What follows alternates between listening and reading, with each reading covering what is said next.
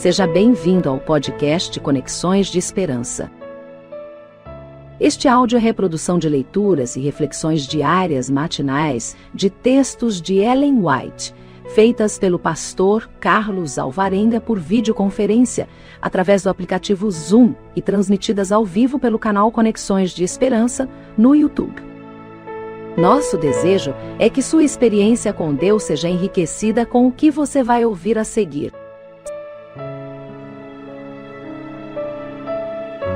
Hoje, as nossas considerações estão baseadas no livro Atos dos Apóstolos, a partir da página 211. Lemos assim: o apóstolo sentiu-se em liberdade para mencionar como e por quem tinha sido informado das divisões da igreja. Paulo era um apóstolo inspirado. As verdades que ensinou a outros, ele as havia recebido por revelação. Todavia, o Senhor não lhe revelara diretamente, em todos os tempos, a condição exata de seu povo. Nessa ocasião, os que estavam interessados na prosperidade da igreja de Corinto e que tinham visto males nela penetrando, haviam apresentado o assunto perante o apóstolo. O Senhor lhe havia mostrado as dificuldades e perigos que surgiriam nas igrejas. E quando esses males surgiram, o apóstolo reconheceu-lhes o significado. O apóstolo não fez menção dos falsos mestres que estavam procurando destruir o fruto de seus trabalhos. Por causa das trevas e divisão na igreja, evitou prudentemente irritá-los com tais referências, temendo que alguns se afastassem inteiramente da verdade. Não alegava possuir sabedoria própria, antes reconhecia que somente o poder divino o havia habilitado a apresentar a verdade de uma forma agradável a Deus. Dentre os mais sérios males que se haviam desenvolvido entre os crentes coríntios, estava o de haverem retornado a muitos degradantes costumes do paganismo. A apostasia de um converso tinha sido tal que sua atitude de licenciosidade constituía uma violação até do mais baixo padrão da moralidade adotado pelo mundo gentil. O apóstolo instou com a igreja para que afastasse de seu seio o que cometeu tal ação. Outro grave mal que havia na igreja era o de ir um irmão contra o outro perante tribunais. O próprio Cristo havia fornecido claras instruções sobre a maneira de solucionar tais questões.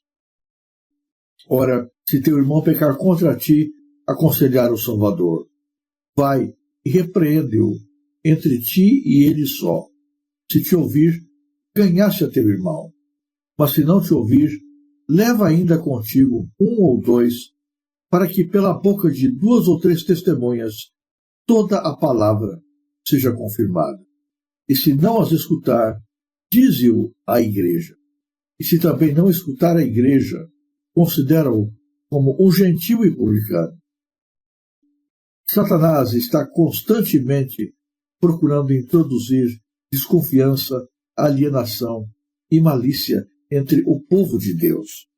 Somos muitas vezes tentados a sentir que nossos direitos estão sendo usurpados, mesmo quando não há causa real para tais sentimentos. Aqueles cujo amor por si mesmos é mais forte que por Cristo e sua causa, colocarão seus próprios interesses em primeiro lugar e se valerão de quase qualquer expediente a fim de guardá-los e mantê-los. Quando se consideram ofendidos pelo irmão, alguns vão até os tribunais, em vez de seguir a regra dada pelo Salvador. Não devem os cristãos apelar para os tribunais civis para solucionarem diferenças que possam surgir entre membros da igreja. Tais diferenças deverão ser solucionadas entre eles, ou pela igreja, em harmonia com as instruções de Cristo. Mesmo que tenham havido injustiça, o seguidor do manso e humilde Jesus deixar-se-á defraudar de preferência publicar diante do mundo os pecados de seus irmãos na igreja. Demandas entre irmãos são uma desonra para a causa da verdade. Expõem a igreja ao ridículo e dão motivo a que os poderes das trevas triunfem. Nessa carta aos Coríntios, Paulo procurou mostrar-lhes o poder de Cristo para guardá-los do mal. Vós sois de Cristo, declarou. Não sois de vós mesmos, porque fostes comprados por bom preço. Glorificai, pois, a Deus no vosso corpo e no vosso espírito, os quais pertencem a Deus. Não erreis, escreveu ele, nem os devassos, nem os idólatras, nem os adúlteros, nem os ladrões, nem os avarentos, nem os bêbados, nem os maldizentes, nem os roubadores herdarão o reino de Deus. Ou não sabeis, interrogou, que o vosso corpo é o templo do Espírito Santo, que habita em vós, proveniente de Deus? Ele sabia que em cada passo do caminho cristão encontrariam oposição da sinagoga de Satanás e que diariamente teriam de enfrentar conflitos. Teriam de guardar-se contra a sutil aproximação do inimigo, vencendo velhos hábitos e inclinações naturais, sempre vigiando em oração. Paulo estava certo de que os mais altos ideais cristãos só podem ser alcançados mediante muita oração e permanente vigilância. E isso procurava incutir-lhes na mente. Mas ele sabia também que em Cristo crucificado lhes era oferecido poder suficiente para converter a pessoa. Com fé em Deus e com sua palavra como uma arma de guerra, eles seriam supridos com poder que os capacitaria a rechaçar os ataques inimigos. Vimos anteriormente como Paulo receber as informações sobre a realidade que estava ocorrendo na igreja de Corinto e resolver escrever a eles uma carta. Essa carta é a primeira epístola aos Coríntios que nós encontramos no Novo Testamento. Na leitura de hoje, descobrimos através das orientações de Paulo alguns princípios importantes e que deveriam ser lembrados e colocados em prática na nossa experiência diária. A igreja de Corinto era extremamente carnal, mundana. Havia permitido que divisões entrassem no seu meio. Práticas corruptas do pecado estavam sendo encontradas na vida daqueles que se diziam membros da igreja. Muitas coisas deviam ser mudadas, corrigidas. E para esse fim, Paulo escreveu esta epístola.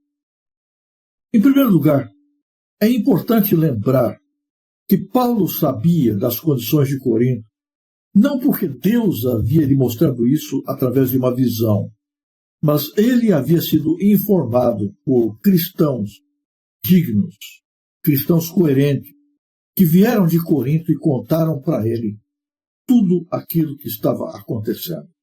E Paulo, ao escrever, não escondeu esse fato, não mentiu para a igreja, dizendo que havia sido revelação especial de Deus, nem disse que tinha que guardar em segredo o nome daqueles que trouxeram essas informações. Em nome do pretenso segredo que muitos tentam guardar por aí, ensinam-se fofocas, mentiras, distorções, e essas coisas não podem ser toleradas no seio da igreja. Se bem que nós não devamos contar mentiras para ninguém, também não devemos usar anonimato quando estamos trazendo informações verdadeiras e corretas. Aquele que se esconde atrás do anonimato, muitas vezes, está escondendo uma intenção impura ou uma informação distorcida. Paulo foi claro. Ele contou qual a fonte da sua informação. E então, não teve medo de apontar o erro das pessoas que estavam afastadas dos princípios da verdade de Deus, embora dentro da igreja.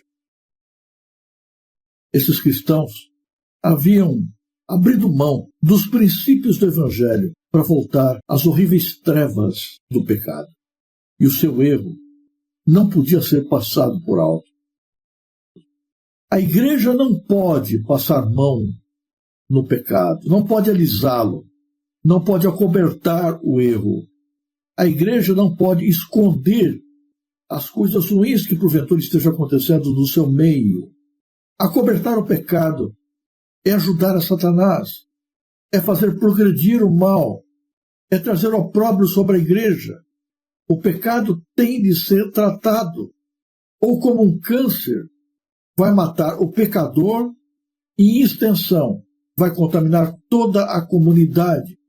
Portanto, se um irmão está em erro, não se esconda dizendo: o problema não é meu, é dele, que ele se resolva com Deus. Não, você não tem o direito de dizer isso. Se você vê que teu irmão está em erro, você tem uma obrigação diante de Deus. E essa obrigação não é sair por aí contando para todo mundo, expondo diante de todos as coisas erradas que o irmão está fazendo. Mas é ir ter com o pecador e conversar com ele, em particular, adverti-lo da sua prática errada. Esta é uma obrigação cristã. Você não está em paz com Deus se você vê o erro e você se cala. Se esse irmão que está em erro não lhe ouve, então agora chame mais alguém, uma ou duas pessoas, e vá com essas pessoas conversar com esse irmão novamente. Apresente-lhe sua falta. Se não ouvir esse pequeno grupo, então leve diante da liderança da igreja. E a liderança da igreja do Espírito de Cristo deve tratar o assunto. Se realmente for comprovado que a prática dessa pessoa está trazendo opróbrio sobre a igreja, ela deve ser repreendida publicamente, deve ser disciplinada. A disciplina pública não expia o pecado, mas ela demonstra diante de toda a comunidade que a igreja reprova esta conduta. E isso é importante para que a pureza da mensagem não se perca. E se a pessoa insiste em permanecer no erro, embora amada, embora querida, devemos nos afastar da convivência mais íntima com ela, para que o seu mal não nos alcance. Deus não está ensinando aqui a gente odiar e abandonar o pecador. Não. Nós devemos continuar trabalhando, orando, insistindo para que a pessoa se arrependa. Mas a nossa conduta, a nossa prática diária não pode estar misturada com a prática desta pessoa, senão nós também incorremos no perigo de cair no mesmo pecado. E no trato com o erro dos irmãos, nós devemos agir internamente e evitar expor ao público as coisas que estão acontecendo. Não devemos, na medida do possível, buscar a justiça secular para resolver problemas internos entre os membros da igreja. As nossas divergências devem ser tratadas internamente, entre nós. Quando nós buscamos a justiça do mundo para resolver os problemas de dentro da igreja, nós estamos entristecendo o nome de Cristo. Estamos, de alguma maneira, dizendo que nós não temos a capacidade de encontrar a solução para os males que existem entre nós. É claro que existem algumas circunstâncias que nós precisamos da justiça para resolver. Nem todas as coisas podem ser resolvidas internamente, mas na medida do possível, a justiça deve ser um último recurso que nós devemos buscar. Antes, todas as coisas deveriam ser resolvidas no mais baixo nível possível. Esse é o ensino de Paulo. E ele continua a sua carta insistindo com todos os argumentos possíveis para que aqueles que haviam deixado o paganismo e aceitado Jesus não retrocedam, mas cresçam dia a dia no conhecimento, no amadurecimento, na prática do cristianismo, no imitar o caráter de Jesus, no tornar-se mais parecido com Cristo Jesus, para que reflitamos sobre o mundo o Evangelho a sua grandeza, a sua pureza e o caráter do Salvador. Os membros da igreja de Corinto, ao invés de crescerem na fé, haviam voltado atrás. A vida cristã não é uma vida de retrocesso, é uma jornada de crescimento. O crescimento pode ser para alguns mais lento, para outros mais rápido, mas nós devemos estar crescendo sempre. Na jornada cristã, a cada dia nós devemos estar subindo nos degraus da santificação. Hoje, eu devo estar mais parecido com Cristo do que ontem. Hoje, eu devo estar mais perto do céu do que no passado. A cada dia, mais e mais, eu devo estar mais perto de Jesus. Devo honrá-lo de tal maneira que a sua presença seja demonstrada através da minha vida, da minha existência, das minhas escolhas, dos meus atos, do cuidado que eu tenho com todas as coisas que envolvem a minha vida aqui. Não que essa vida aqui vá perdurar para a eternidade, mas através da minha existência aqui é que Cristo é revelado para as outras pessoas. Então, Cristo precisa ser visto em mim, precisa resplandecer através das minhas atitudes. Ser cristão não é apenas ser batizado. Ser cristão é crescer em Jesus a cada momento. O batismo é apenas o primeiro passo. O crescimento é o processo do dia a dia ao lado de Jesus Cristo. Há cristãos que não crescem nunca. Eles permanecem sempre na mesma condição infantil, na mesma posição carnal, na mesma situação em que vieram para dentro da igreja. A gente olha para a sua vida e esta vida parece demonstrar o vale em que o tempo parou. Deus espera que haja em nós crescimento, que a cada dia a imagem de Jesus se torne mais nítida e real na nossa vida.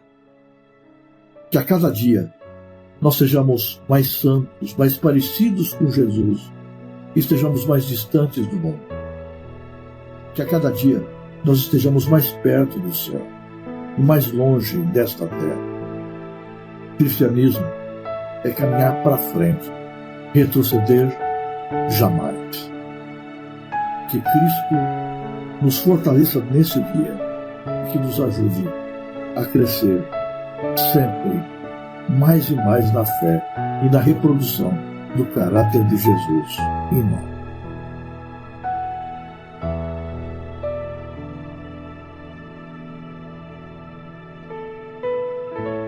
Se você apreciou este áudio, inscreva-se no canal para continuar conosco nesta jornada de crescimento espiritual. E se puder, não se esqueça de compartilhar com outras pessoas.